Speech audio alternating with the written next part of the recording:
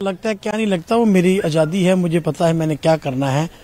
और मुझे मंदिर जाना है, मस्जिद जाना है, गुरुद्वारे जाना है, चर्च जाना है, ये मेरी मर्जी है। जहाँ मुझे सूर्य नमस्कार करना है, मुझे लोम विलोम करना है, नहीं करना, मुझे हाफ बाजू जैकेट पहनना है या फुल बाजू पहनना है, कुर्ता पजामा पहनना है या पैंट पहननी है या कोई और ड्रेस पहननी है या नाइट सूट में रहना, तो मेरी मर्जी है ना। इसके ऊपर एक दूसरे को शिक्षा देने वाली कौन सी बात है, मुझे नहीं समझ आता है। देश में इतने सारे मसले हैं, उसके ऊपर बात कोई करे। आपने जैसे उन्होंने कहा किसी लीडर ने आरएसएस के, मैं उनसे पूछना चाहता हूं भी आपको क्या परेशानी है। हो सकता है हर एक मुस्लिम सूर्य नमस्कार करता हो सकता है मैं सूर्य नमस्कार करता हूं, नहीं हो तो मेरी मर्जी है।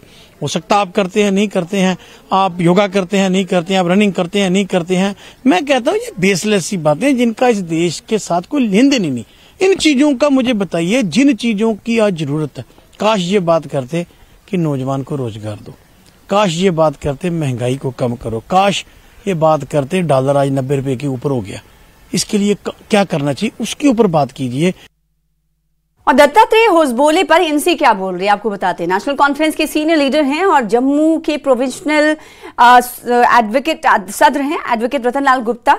इन्होंने आरएसएस नेता दत्तात्रेय होसबोले के बयान की कड़ी आलोचना की, तनकीद की है। एनसी ने इसे मुस्लिम समाज की धार्मिक भावनाओं को ठेस पहुंचाने की कोशिश बताया है। उन्होंने कहा कि हमारे देश की नींव धर्मनिरपेक्षता पर आधारित है और किसी को भी किसी दूसरे समुदाय के धार्मिक मामलों में दखल देने का अधिकार नहीं है।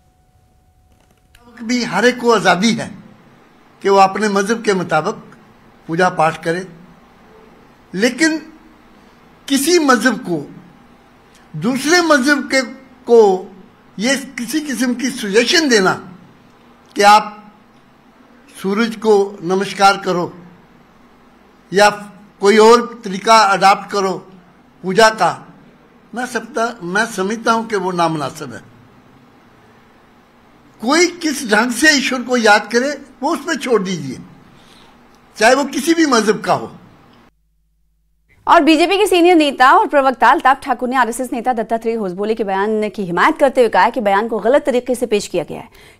अल्ताफ ठाकुर ने साफ किया कि होसबोले ने कभी मुसलमानों को सूर्य नमस्कार या नदियों की पूजा के लिए मजबूर करने की बात नहीं कही। उन्होंने कहा कि कश्मीर में बसंत ऋतु के दौरान जल स्रोतों की रिसोर्सेस की सफाई एक पुरानी रवायत रही है। अल्ताफ ठाकुर के मुताबिक ये बयान माहौलियात की तहफ़्फ़ुज़ से जुड़ा था, न कि किसी मजहब या सियासत से। उन्होंने इल्जाम लगाया कि जो अपोजिशन पार्टियां हैं उस मुद्दे का राजनीतिकरण कर रही हैं और समाज में तनाव फैलाने की कोशिश कर रही हैं। ठाकुर साहब किस तरह से देख रहे हैं इस बयान को? अगर हम नेशनल कॉन्फ्रेंस की भी बात करें, उनके सीनियर लीडर्स कह रहे हैं कि एक और मुद्दा उठाया गया है, पोलराइजेशन हो रही है। देखिए, मुझे नहीं लगता कि इसको हमें रिलीजन के साथ जोड़ना चाहिए, क्योंकि उन्होंने कल्चरल हेरिटेज की बात की है, एनवायरनमेंट की बात दत्तात्रेय होसबोले जी ने की है और उन्होंने वर्ड यूज किया इफ, और मतलब कहीं उन्होंने कहा कि मुसलमान को करना ही पड़ेगा या करना चाहिए, उन्होंने कहा इफ। और अब देखिए, बहुत पुरानी परंपरा भी है, रिवायत भी है, जिस तरह से हमारे मजहब में कहा गया कि वाटर बॉडीज को साफ रखा जाए, ये हमारा जो एनवायरनमेंट है, एटमॉस्फेयर, उसको साफ रखा जाए। और एक पुरानी यहाँ परंपरा कश्मीर में भी चल रही थी, जब पहले समर शुरू होता था तो उसमें गांवों की और देहातों के लोग निकल के नदियों की सफाई करते थे और एक मैसेज देना चाहते थे कि हमें अपनी नदियों को साफ रखना चाहिए। वही बात तो आज दत्तात्रेय होसबोले जी ने रिवर्स की बात की है, या उन्होंने सन की बात की। हम पोल्यूशन कम करेंगे तो डायरेक्टली सन हम पे आ जाएगा। अब यहाँ की जो पॉलिटिकल पार्टीज है, इसको एक बार फिर वो रिलीजियस कलर देना चाहते हैं, जैसी इनकी परंपरा रही है हिंदू वर्सेस मुसलमान, फिर वो करना चाहते हैं। मुझे नहीं लगता है कि दत्तात्रेय होसबोले जी ने ऐसा कुछ वर्ड कहा है, और जो वर्डिंग की मीनिंग होती है अलग अलग होती है। और उन्होंने इफ कहा है और उन्होंने साथ ही कहा कि मुसलमान मस्जिद में जाए, नमाज पढ़े, कोई उनको रोकता नहीं। अपने अपना मजहब, हर किसी की अपनी अपनी फेथ है। वैसे तो मुसलमान, मैं सुबह उठ के नमाज पढ़ता हूँ, मैं अल्लाह की इबादत करता हूँ, और मैं सूर्य नमस्कार तो मैं करता ही नहीं हूँ, लेकिन आसमान की तरफ हाथ उठा के अल्लाह से दुआ मांगने, उसमें कौन सा एतराज है? उसमें किसी को एतराज होना चाहिए, लेकिन तरीका अलग अलग है, मतलब तो सबका एक ही है। और ये जो कल्चरल हेरिटेज की उन्होंने बात की, एनवायरनमेंट की बात की, हमें उसको इसी एनवायरमेंटल एंगल से देखना चाहिए, कल्चरल हेरिटेज की एंगल से। इसमें रिलीजियस कलर हमें नहीं देखना चाहिए, इसमें हमें पॉलिटिक्स नहीं करनी चाहिए। उन्होंने जो बात की है, अच्छी बात की है कि हमें अपने एटमॉस्फेयर, अपने इस कल्चर और अपने इस एनवायरनमेंट को बचाना चाहिए। यही उनका कहने का मकसद है, यही उन्होंने एक मैसेज दे दिया। बहुत शुक्रिया। न्यूज़ 18 के लिए आफाक शाह के साथ श्रीनगर से मैं सरोज कफील। और अब आइए चलिए आपको वो बयान सुनाते हैं जिस पर हंगामा मचा हुआ है कि दत्तात्रेय होसबोले ने कहा क्या था, जिस पर सियासी घमासान आप देख रहे हैं। दरअसल दत्तात्रेय ने मुस्लिम समुदाय से अपील करते हुए कहा कि उन्हें भी प्राणायाम और सूर्य नमस्कार करना चाहिए। आगे उन्होंने ये भी कहा कि धरती पर सिर्फ एक धर्म है, सनातन धर्म, बाकी सभी उससे निकले पथ हैं। दत्तात्रेय ने कहा कि सभी को सनातन अपनाना चाहिए और सनातन को मजबूत करना चाहिए, क्योंकि जब तक सनातन धर्म रहेगा तब तक ये धरती रहेगी। दत्तात्रेय ने यह भी कहा कि सनातन धर्म से भटक रहे लोगों को सही रास्ते पर लाने के लिए सम्मेलन का आयोजन किया जाता है।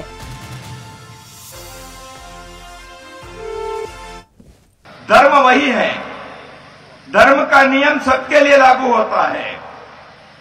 आप अपने अपने पंथ पर हैं, दुनिया में किसी भी देश के लोग पालन कर सकते हैं। अपने अपने पंथ को रखकर नमाज पढ़ने वाले हमारे मुस्लिम बंधु भी पर्यावरण की दृष्टि से नदी की पूजा करे तो क्या बिगड़ता है?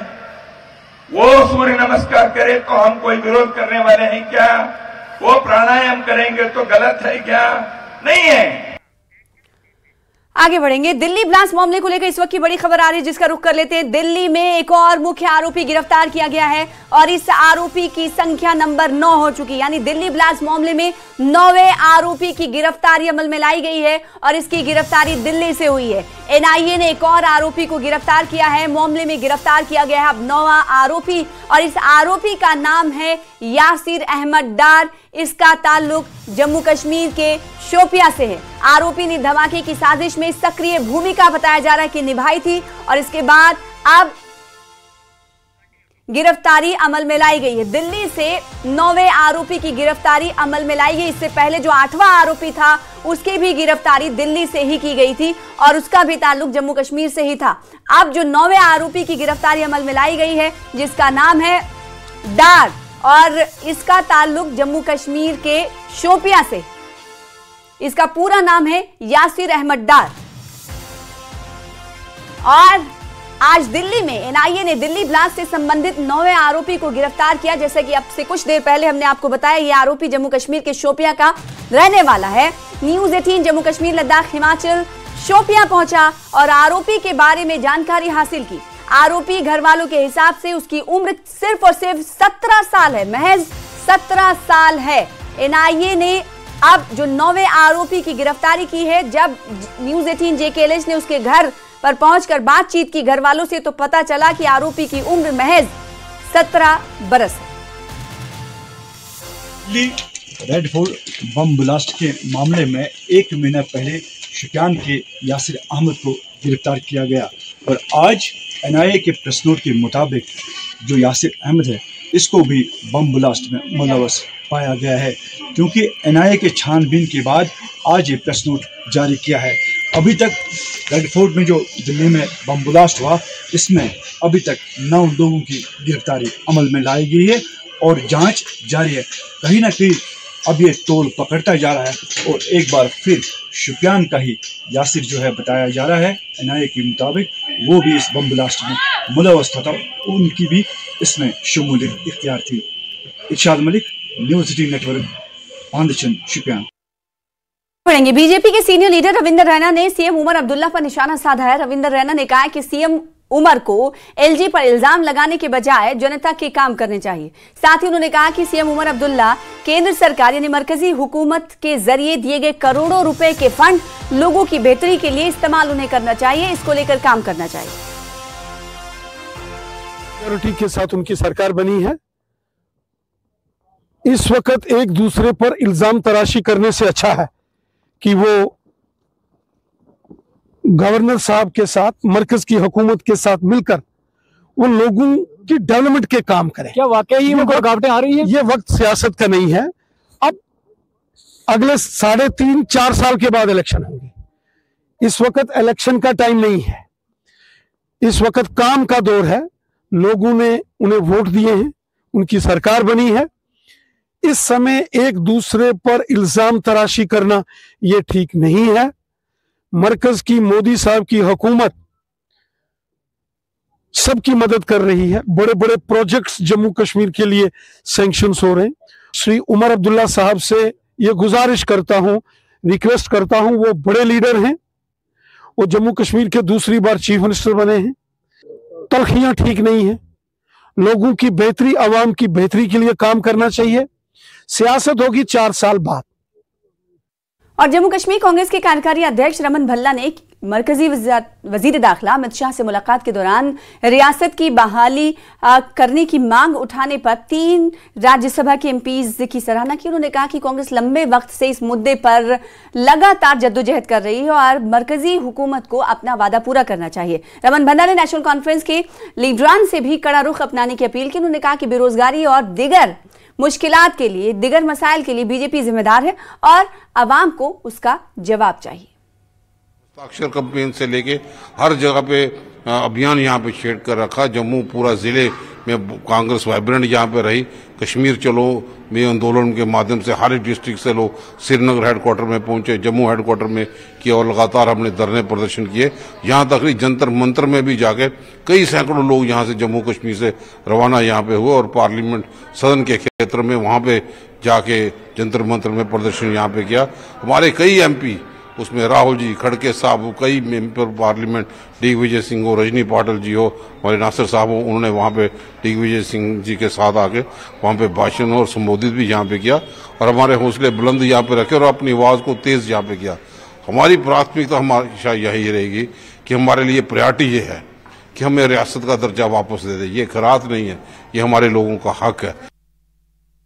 आरटीआई एक्टिविस्ट बलविंदर सिंह ने आरटीआई के जरिए कई सरकारी महकमे में बदनामी के गंभीर संजीदा पर्दाफाश किए। न्यूज 18 से बातचीत में उन्होंने बताया कि पीडीडी और महकमे सेहत समेत कई महकमों में कम गुणवत्ता वाले टायरों की खरीद 300% तक अधिक ज्यादा कीमत पर की गई है, जिससे करोड़ों रुपए का घोटाला हुआ है। बलविंदर सिंह के मुताबिक इससे सरकारी खजाने और जनता के पैसे को भारी नुकसान पहुंचा है। उन्होंने आरोप लगाया, इल्जाम लगाया कि ये महकमा सीएम उमर अब्दुल्ला के जरिए है, मतलब उनके तहत आता है और मामले की निष्पक्ष जांच के लिए उन्होंने सीबीआई जांच की मांग भी की। आज से 3 साल पहले भी मैंने 500 करोड़ के करीब स्कैम निकाला था और मेरे एलिगेशन नहीं थे, उसके ऊपर एसीबी एंटी करप्शन ब्यूरो ने मोहर लगाई। उसने मेरे नाम का एक अलर्ट नोट 11 पेज का जारी किया, लेकिन वो मेरा फॉर्मेलिटी थी। उसने माना भी इतने 100 करोड़ का स्कैम इसमें है, लेकिन किसी के ऊपर भी एफआईआर रजिस्टर नहीं की गई। अगर तब एफआईआर रजिस्टर की गई होती तो आज दोबारा मुझे स्कैम बाहर निकालने की जरूरत न पड़ती। सीएम साहब की मीटिंग के पास भी मैंने उनको ये कुछ चीजें बताई थी, भाई ये क्या कैसे मोडस ऑपरेंडी करते हैं, कैसे मैंने बताया 8 बटन वाली शर्ट के 9 बटन कर देते हैं, तो एक कोई ना कोई अपना कोड वर्ड डाल देते हैं जिससे इन्हीं को ही ऑर्डर मिलता है, इनके बंदों को मिलता है। मैंने power JK state power development corporation limited को ये आर्टिकल लगाई थी कि आपने 2 साल में कितनी जैम के थ्रू परचेजिंग की। वो मेरे पास सारी इनवॉइसेस आई, सारी ऑनलाइन आई, तो बहुत वॉल्यूमिनस था। मेरे पास इंफ्रास्ट्रक्चर नहीं है, मेरे पास मैन पावर नहीं है, मैं उन चीजों की नहीं कर पाया। कुछ एक चीजें जो मेरे नॉलेज में आई मैं कर सका, वो ये थी कि इन्होंने टायरों की मेरी चीजें सामने आई, उसी से अंदाजा लगाया जा सकता है भाई ये अगर यहां पर है तो बाकी चीजों में क्या होता होगा। उसमें मैं ये भी बता दूं, कुछ बायर हैं जो इनके अपने परवेज अहमद हैं, अफशान मीर हैं, बंटी बोला जी हैं, ये कुछ चीजें परचेज करते हैं, ऑर्डर करते हैं। आपका कहना है कि एक नेक्सस बना हुआ है कि जो एग्जॉर्बिटेंट रेट पे जो है वो चीजें खरीदी गई, हालांकि उसका मार्केट रेट बहुत कम था। सर ये चीजें बिना नेक्सस के पॉसिबल नहीं, और जब गवर्नमेंट सेंट्रल गवर्नमेंट ने जैम लगाया उसके ऊपर विजन उसका पड़े यही था to break the nexus between vendor and buyer and seller, उसको तोड़ने का था और ट्रांसपेरेंट और तरीके से इसको करने का था, लेकिन वो नहीं हुआ। ग्राउंड पे कुछ और हो गया, इसकी इंटेंशन कुछ और थी। जम्मू के पीसीसी हेडक्वार्टर में जम्मू कश्मीर प्रदेश महिला कांग्रेस की नवनियुक्त senior vice president Indrajit Kaur को सम्मानित करने के लिए एक विशेष कार्यक्रम आयोजित किया गया। कार्यक्रम में कांग्रेस के कार्यकारी अध्यक्ष रमन भल्ला मुख्य अतिथि के रूप में मौजूद रहे। महिला कांग्रेस के अध्यक्ष शमीमा रैना सहित पार्टी के कई वरिष्ठ नेता भी कार्यक्रम में शामिल हुए। इस मौके पर इंद्रजीत कौर ने उन्हें ये बड़ी जिम्मेदारी सौंपने के लिए कांग्रेस नेतृत्व का आभार जताया और पार्टी नेताओं की उम्मीदों पर खरा उतरने और जमीनी स्तर पर कांग्रेस को मजबूत करने का भरोसा दिलाया। काफी ताकत यहाँ पे मिलेगी और इनको देखते देखते और महिलाएं भी इनकी तरफ आकर्षित यहाँ पे होंगी और महिला विंग को मजबूत करने के लिए अपना योगदान देंगी। और आज महसूस करते हैं कि सोनिया गांधी और प्रियंका गांधी के हाथों को मजबूत करना बहुत ही ज्यादा जरूरी है। जिस ढंग से प्रियंका गांधी सोनिया गांधी जी की गाइडेंस के नीचे यहाँ पे काम कर रही हैं, मैक्सिमम लेडीज की इन्वॉल्वमेंट यहाँ पे हो, कांग्रेस को मजबूती मिले और कांग्रेस उस गोल को अचीव करे जो सेकुलरिज्म का गोल है। ये कहना चाहूंगी महिला कांग्रेस पहले भी सशक्त थी, आज भी सशक्त है, लेकिन कुछ ओहदे जाते हैं फिर आते हैं। हमारे यहाँ पे आपको पता है भानु महाजन थी, उसको हमने मतलब वो चली गई है तो, लेकिन हमने उसकी जगह खाली हो गई तो हमने एक अच्छी कार्यकारिणी को उसकी जगह पे नियुक्त किया है, जिसके लिए मैं अलका लांबा जी की भी बहुत शुक्रगुजार हूँ। शुरू से ही कांग्रेस के साथ हैं, तो मतलब कि जमांदरू कांग्रेस हमें कहते हैं, हम वो लोग हैं जो कांग्रेस की सोच के साथ चलते हैं, कांग्रेस के साथ चलते हैं। तो आज मुझे जो ये ओहदा दिया गया है तो मैं इसके लिए पूरी पार्टी हाईकमान का सबका बहुत शुक्रिया अदा करती हूँ। और मेरी तरफ से यही है, पूरी कोशिश है कि मैं महिला विंग को स्ट्रांग करूंगी। फिलहाल इसी के साथ रुकेंगे छोटे से ब्रेक के लिए।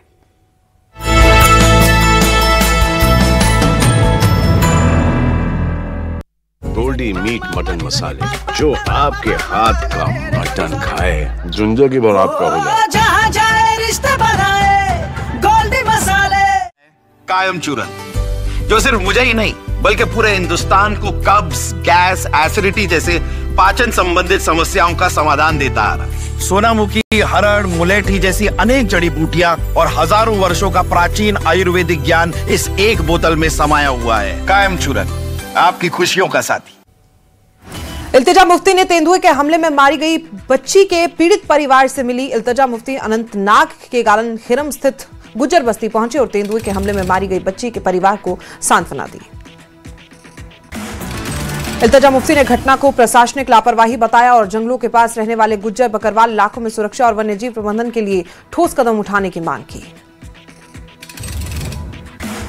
सोपोर के शिवा इलाके में तेंदुए के हमले से 7 भेड़ें मारी गई। इलाके में दहशत का माहौल, किसान शौकत AH डार को भारी नुकसान। पीडीपी प्रमुख महबूबा मुफ्ती का बयान, कहा असेंबली में पीडीपी के लैंड बिल को मंजूरी न मिलने पर दुष्परिणाम सामने आ रहे हैं। पुलवामा के पोचल में 200 कनाल बागीची जमीन BSF को ट्रांसफर करने पर चिंता जताई। महबूबा मुफ्ती ने प्रभावित किसानों से मुलाकात कर कहा कि सरकार बागों की जगह बंजर जमीन चुने। उन्होंने मुख्यमंत्री से हस्तक्षेप की मांग की। ARTO बारामूला मुदस्सिर अहमद वानी ने सुमो स्टैंड प्रेसिडेंट संघ की बैठक की। बैठक में ट्रैफिक मैनेजमेंट, ट्रांसपोर्ट रेगुलेशन और देर रात तक यातायात सुविधा सुनिश्चित करने पर जोर दिया। पुंछ में PHC अजोट की टीम ने प्लस पोलियो अभियान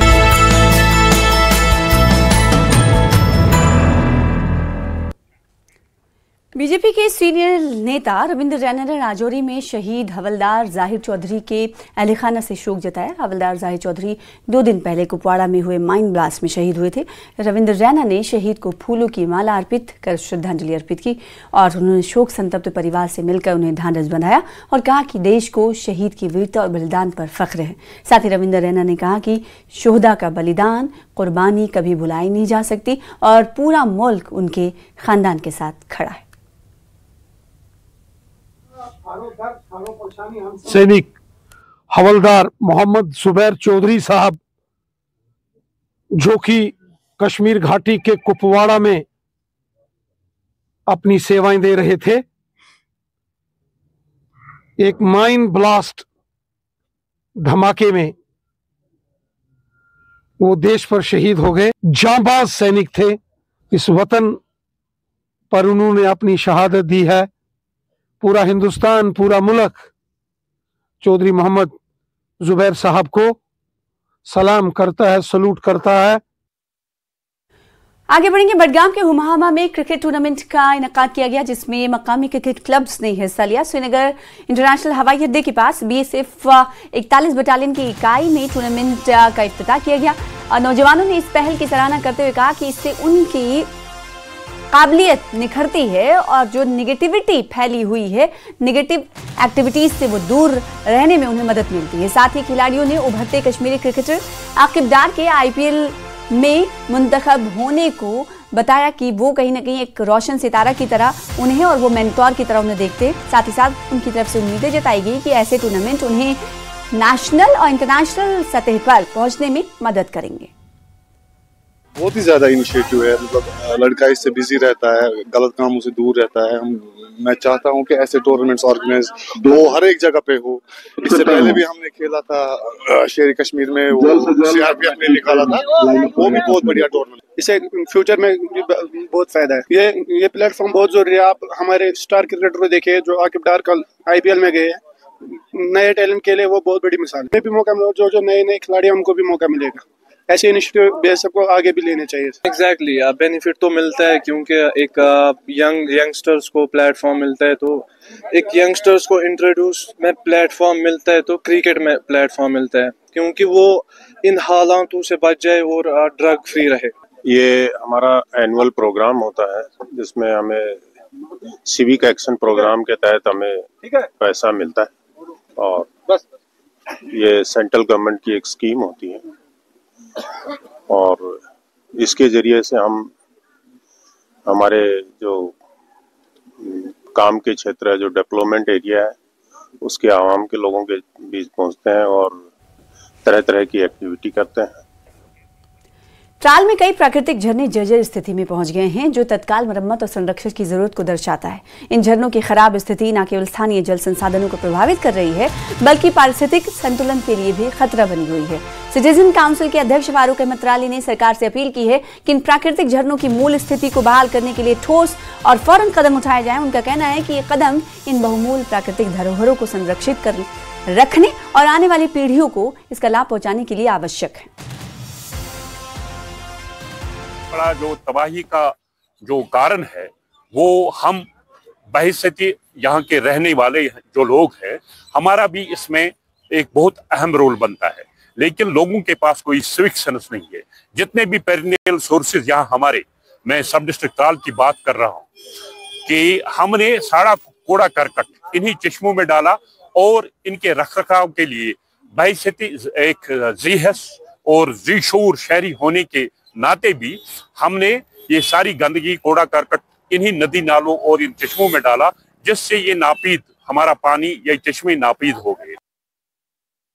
रियासी जिले में department of handicraft and handloom की ओर से महिलाओं के लिए एक दिवसीय वर्कशॉप आयोजित की गई। इस वर्कशॉप में जिले के दूरदराज और पहाड़ी इलाकों से महिलाओं ने हिस्सा लिया। कार्यक्रम का उद्देश्य महिलाओं को पारंपरिक हस्तशिल्प में प्रशिक्षण देना और उन्हें स्वरोजगार से जोड़ना था। वर्कशॉप में पुरानी डोगरा संस्कृति को जीवित रखने पर विशेष जोर दिया गया और हस्त निर्मित डोगरा उत्पादों की तैयारी और प्रदर्शनी भी आयोजित की गई। विभाग ने भविष्य में ऐसी वर्कशॉप आयोजित करने की बात कही। रियासी नीति मलिक मैडम हो रहे हैं इनॉग्रेट किया इस प्रोग्राम जो साडा हैंडीक्राफ्ट डिपार्टमेंट की तरफ तो in collaboration with national institute of fashion technology Srinagar कन्नै किया गया, जिहदे ट्रेनर इत्थे आए दे ते साडे जिहड़े लोकल हैंडीक्राफ्ट आर्टिजन है या हैंडलूम आर्टिजन है उन्हें तैयार वो दस्सा दे कि भला तुस कियां अपना जिहड़ा तुस प्रोडक्ट तैयार करा दे उसी कियां तुस फिनिशिंग अच्छी करी सकदे ते कन्नै उहदे च कियां कियां नवे डिजाइन तुस होर लियाई सकने। ते अज ये वर्कशॉप रखाई गई जिहदे च ट्रेनर आए दे ते उन्हें साडे डिपार्टमेंट के स्टाफ के कोलैबोरेशन च उन्हें ये वर्कशॉप कराई अज। जिहड़े भी लोग जुड़े थे ये मोस्टली रूरल एरिया च काम करते हैं क्योंकि ग्राएं ग्राएं च घरें च लेडीज होई जां मेल होइए वो अपने घर च काम ये प्रोडक्ट तैयार करते ते मार्केट च बेचदे। ते साडा मकसद ये है कि अस इहदे थ्रू उन्हें सैल्फ एम्पलॉयमेंट देचे, वो जिहड़ी चीज़ बना दे उहदी फिनिशिंग अच्छी होए ताकि उन्हें मार्केट उस चीज़ का रेट ज़्यादा होए। जिला बडगाम के कान्हामा मागाम में Noorul and welfare foundation Jammu Kashmir की जानिब से कुरानी क़िरत और नात खानी का मुकाबला मुनक्किद किया गया, जिसमें वादी भर से बच्चों ने हिस्सा लिया।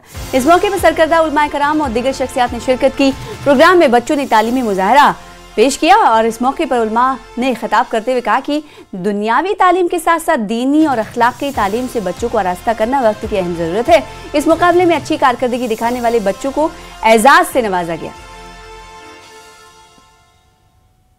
ये 6th एडिशन नात कंपटीशन और किरत भी थी इसमें और तकरीर भी था इसमें। रूरल एंड ट्रस्ट इसके अलावा भी बहुत काम करते हैं, जैसे शादी के किट्स फराहम करना, दूर दराज इलाकों में मेडिकल कैंप करना, इसके अलावा जगह जगह पे जाना देखना या ड्रग अवेयरनेस प्रोग्राम करना या बच्चों को पढ़ाना। यूथ जो भी हमारे बच्चे बहनें छोटे बच्चे हैं वो इसमें यूथ एंगेज हो जाए, ताकि वो इनका दुनिया में आज हम देखते हैं कि सोशल मीडिया का दौर है, तो बेहाई आम पीक पे है। तो हम चाहते हैं कि ऐसे प्रोग्राम ऑर्गेनाइज होते रहे। यही रहेगी कि ऐसे प्रोग्राम और भी जो वेलफेयर ट्रस्ट्स है वो भी ऐसे प्रोग्राम ऑर्गेनाइज करेंगे। इम्पॉर्टेंट जो सेगमेंट है इस टाइम पे, क्योंकि मौजूदा सूरत हाल आप देख सकते हैं कितनी ज़्यादा खुराफात हमारी सोसाइटी में है। तो उन खुराफात के बारे में हम बात करें, स्टेज पे हमारे बच्चे आए, वो हमें बताए कि हमें क्या करना है। इससे एक तो बच्चों में खुद भी मुताला की पावर बढ़ती है, पढ़ने की पावर बढ़ती है, और वो बाकियों तक भी इस चीज़ को पहुँचाते हैं। तो ऐसे प्रोग्राम्स होने चाहिए, और I am really thankful to them कि ये लोग ऐसे प्रोग्राम्स अक्सर कंडक्ट करते रहते हैं। सोशल मीडिया लोगों के दिमाग को बहुत इन्फ्लुएंस कर रहा है, तो इससे बच्चे अवेयर हो जाते हैं कि हमारे लिए सही क्या है और गलत क्या है। वाली जनरेशन्स है या जो अभी नई जनरेशन है, उनके दिमाग पे इस सोशल मीडिया का इन्फ्लुएंस, इस वेस्टर्निटी का इन्फ्लुएंस बिल्कुल ना पड़े, और वो राइट पाथ, सीधे रास्ते पे चले।